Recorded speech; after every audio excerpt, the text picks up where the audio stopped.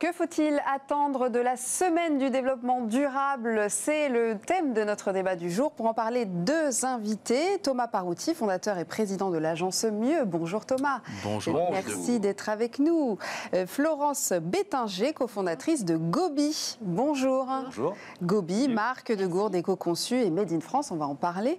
Alors, petite précision pour commencer, la semaine du développement durable, messieurs, dames, dure 3 semaines, hein, c'est ça, à cause de la Covid, Thomas? Ouais, d'habitude, c'est une semaine qui a lieu fin mai et qui déborde un peu sur début juin, qui dure vraiment une semaine. C'est organisé au niveau européen, hein, ça existe dans d'autres pays. Et cette année, à cause de la Covid, ils ont décidé de la décaler en ce moment, donc fin septembre, début octobre, et elle dure 15-16 jours, quelque chose comme ça. Alors, qu'est-ce que vous allez faire, vous qui êtes un habitué de l'organisation de la No Impact Week, je crois? Tout à fait. Nous, donc c'est vrai que des semaines du développement durable, on en organise une nous-mêmes, et après, on en travaille beaucoup avec nos clients. On a créé en 2012 une semaine qui s'appelle la No Impact Week, qui a pour objectif donc c'est un package d'informations qu'on donne à plein de PME, plein de BU d'entreprises qui veulent essayer de sensibiliser leurs collaborateurs au sujet du développement durable. Mais cette année, vous ne le faites pas? Cette année... Vous allez faire les 3 semaines du développement durable, du coup? Qu'est-ce que vous avez prévu? Cette année, en fait, avec la crise, on a eu plus de boulot que d'habitude sur les sujets RSE, parce que les entreprises s'engagent plus. Et donc, du coup, on était sous l'eau et on a... Donc, c'est toute l'année pour vous, c'est ça? On le fait toute l'année, c'est ça. Mais justement, si on doit parler de l'impact de cette crise Covid depuis 6 mois et de son lien avec cette semaine ou ces 15 jours de développement durable, peut-être une question générale avant que vous nous parliez de votre produit. Comment vous le ressentez, vous? Est-ce que vous vous dites la crise, elle a augmenté les demandes, l'intérêt, les préoccupations pour ces questions-là, ou au contraire, on est en pleine crise sanitaire, qu'est-ce qu'on va se préoccuper de la semaine du développement durable? Comment vous le percevez, vous? Alors, moi, ce que je vois, c'est qu'en fait, c'est les individus, c'est le directeur marketing, le directeur RSE qui est touché personnellement, qui a été affecté, qui a été confiné, et qui se dit, il faut vraiment que je répare la planète, que je m'engage plus. Et donc, de par mon activité professionnelle, il faut que j'ai plus d'impact. C'est-à-dire qu'aujourd'hui, les sujets RSE sont toujours en haut de la pile et restent stratégiques. Et après, en plus, la RSE, c'est un sujet de long terme. C'est-à-dire que quand un acteur de l'énergie ou de la mobilité décide de se transformer et de faire plus de mobilité douce ou de l'énergie renouvelable, ben, c'est pas sous prétexte qu'on va rester 2 mois chez nous qu'on va changer le sujet. Donc ça reste hyper prioritaire. Et ce qui est intéressant, c'est que ça a touché tout le monde. Et donc aujourd'hui, ce qu'on constate, c'est que toutes les entreprises mettent la RSE à un niveau stratégique, même les ETI, les PME, des distributeurs, enfin... Voilà, il y a quand même un impact concret qui est par exemple pour nous sur les sujets du remplacement du jetable par du réutilisable, notamment dans les entreprises. Il y a eu au début de la crise du Covid des protocoles sanitaires par le ministère du Travail qui disaient qu'il fallait supprimer les fontaines à eau. Et donc nous, on avait beaucoup de clients qui appelaient un peu en stress en disant est-ce que ça veut dire qu'on retourne complètement au jetable? Donc il y a de nouveau aussi toute une pédagogie à faire en disant comment on concilie des gestes barrières, des gestes sanitaires et des gestes qui restent protecteurs pour la planète. Et on a un nouveau vivre ensemble, je pense, à inventer qui combine les deux. Et les deux s'allient extrêmement bien. Quand on a une bouteille individuelle, des couverts individuels réutilisables, finalement, c'est presque plus facile à gérer que de commander des palettes de bouteilles jetables qu'il faut distribuer, qu'il faut amener par transporteur. Enfin, c'est de réinterroger ça en essayant de voir comment on les concilie, puisque de toute façon, dans l'avenir, il va falloir intégrer ces 2 dimensions. C'est du nouveau vivre ensemble, je pense. Alors, on va parler de ces gourdes. Vous êtes venu avec votre dernier né, en quelque sorte, c'est ça? Oui. Alors, Gobi, on vous a découvert à l'occasion de la COP21, puisque vous étiez la fournisseur gourde officielle de la COP21. Ça va au-delà de la fabrication d'une gourde, ce que vous faites. Donc nous, on s'est lancé il y a 10 ans quand les gourdes n'étaient pas encore très à la mode dans les tote bags, en misant en fait sur les entreprises, en se disant on va accélérer le changement, en proposant aux entreprises plutôt que toujours sensibiliser, faire des campagnes d'information, on va faire le pari qu'en mettant un objet plus pratique que le gobelet jetable dans la main des collaborateurs, je ne sais pas qui est... Est-ce que vous pouvez montrer la gourde à côté de votre... voilà.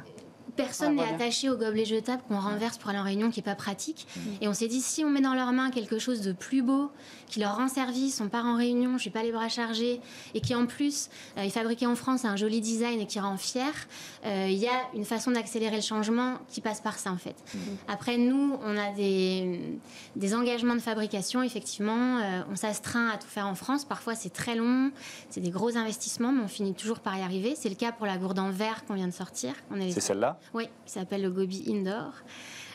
On fait travailler des personnes en situation d'insertion pour l'assemblage et on évalue en fait aussi, parce qu'il faut faire attention aux fausses bonnes idées, on évalue les impacts de fabrication de tous nos produits sur plusieurs critères, sur les ressources naturelles, l'eau, les déchets, les émissions de CO2, pour être sûr qu'il y ait un gain environnemental clair. Et social, du coup, c'est un 360, c'est ça ? Et alors social, puisque voilà, c'est notre idée d'avoir un impact positif sur toute la ligne, c'est de dire aussi, tant qu'à fabriquer un objet vertueux pour l'environnement, si en plus il peut créer des emplois, notamment des emplois inclusifs, le réutilisable finalement c'est un secteur d'avenir.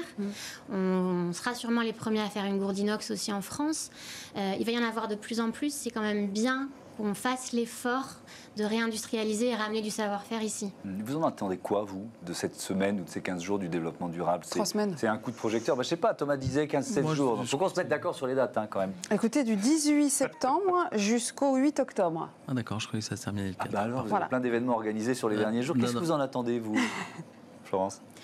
Moi, globalement, je pense qu'il ne faut plus attendre de quoi que ce soit, il faut passer à l'action parce que ça fait du bien. Non, mais ça donne un coup de projecteur ou pas ? Du coup, ça donne un coup de projecteur. Et ce que finalement je peux en attendre, c'est des moments comme ça, de mettre en avant finalement des expériences positives, c'est-à-dire, je pense qu'il faut réinventer l'imaginaire autour du développement durable.